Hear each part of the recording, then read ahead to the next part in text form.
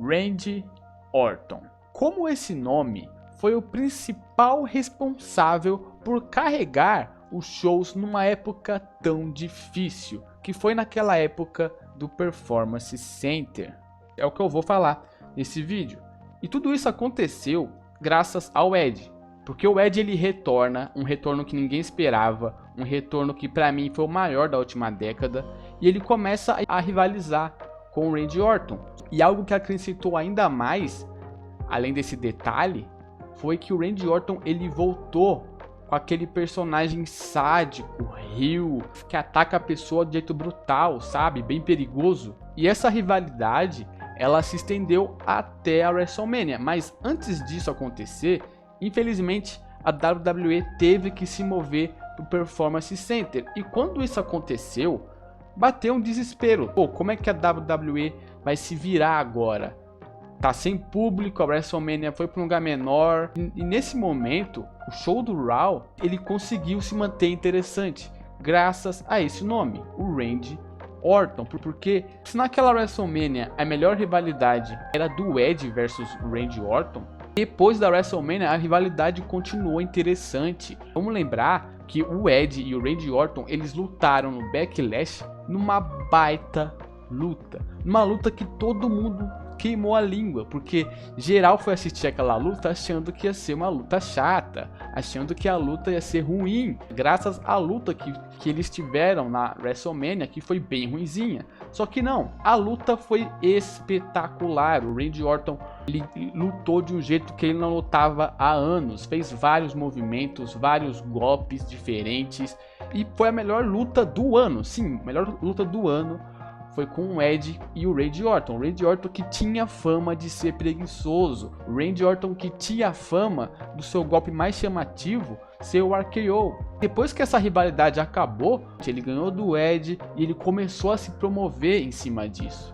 Tanto que uma das promos que ele faz, ele fala: eu sou o maior de todos os tempos, igual era o slogan daquela luta, sem ao menos ter um título mundial. A gente tinha dois campeões naquele momento, o Braun Strowman e o Drew McIntyre. Ambos estavam fazendo um reinado bom, mas quem chamava mais atenção naquele ano, 2020, era o Randy Orton, porque todo mundo que ele promava, que ele encarava e rivalizava, ele gerava uma grande promo. Naquele momento houveram alguns retornos interessantes, como o próprio Christian, tinha o Ric Flair, o Big Show, e todos esses nomes serviram para o Randy Orton se elevar. Vamos lembrar que graças ao Randy Orton, o Christian ele voltou a ter um pequeno destaque naquele tempo. Christian chegando, querendo cobrar satisfação do Randy Orton, e o Randy Orton provocando o Christian, falando que ele não tá querendo pedir desculpas pelo Edge, ele tá com inveja do Edge por ele ter voltado a lutar, e o Christian ainda está lesionado. E bastou essas palavras para o Randy Orton conseguir convencer o Christian a lutar naquela noite. Isso que fazia o Randy Orton chamar a atenção, porque ele sabia mexer com a cabeça do adversário, sabia provocar, sabia tocar em assuntos delicados. Tanto que o Christian lutou e caiu numa armadilha, porque a luta mal começou e o Ric Flair o acertou com um golpe baixo, assim dando brecha para o Randy Orton aplicar o seu finisher que ele tinha voltado a usar, que foi o Punch Kick.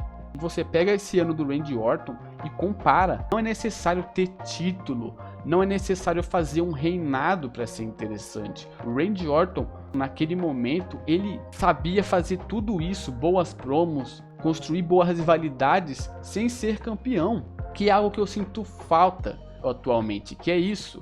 Alguém ter um personagem interessante, ter uma construção interessante, sem carregar título. Pra mim, disparado, o Orton ele foi injustiçado naquele ano, porque ele fez tudo isso que eu falei nesse vídeo, carregou os shows com as promos, fez boas rivalidades, pra no final a WWE colocar ele contra o Drew McIntyre e o Drew conseguir vencer ele no final da rivalidade, que eu achei bem injusto, sabe? Porque a gente esperou tanto tempo para ver o Randy Orton como campeão mundial e ele acabou virando campeão mundial, mas perdendo rapidamente. Mas isso não tira o fato que naquele momento do Performance Center, a WWE soube muito bem usar o Randy Orton.